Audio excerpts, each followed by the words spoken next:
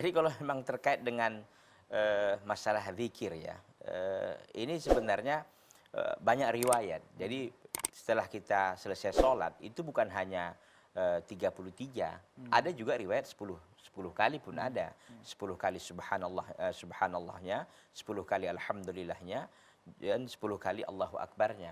Begitu. Jadi banyak riwayat, bukan hanya riwayat yang 33. 33 kan ada ya, subhanallah 33, kemudian alhamdulillah 33, Allahu Akbar 33, dan digenapkan dengan la ilaha illallah wahdahu la syarikalah, lahul mulku wa lahul hamdu wa ala kulli syai'in qadir, kan itu.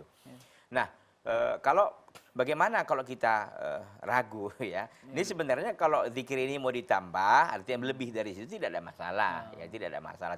Selama memang jangan meyakini bahwa oh inilah apa namanya ini, kalau dia dilebihkan dari 33 dia akan lebih baik dan lebih utama umpamanya. Dia ada keyakinan-keyakinan tertentu bahwa memang dia menambah itu ada nilai pahalanya, insya Allah dia dapat pahala gitu. Tapi jangan sampai meyakini bahwa yang terbaik yang dia lebih-lebihkan, karena Nabi SAW kan melakukan hal itu ya. Artinya yang 33 kemudian jadi riwayat ada 10 kali dan sebagainya.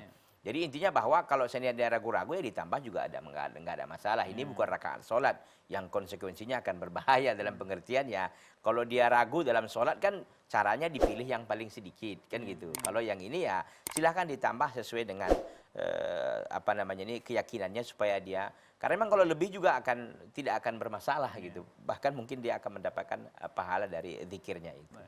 Wallahu taala. Baik,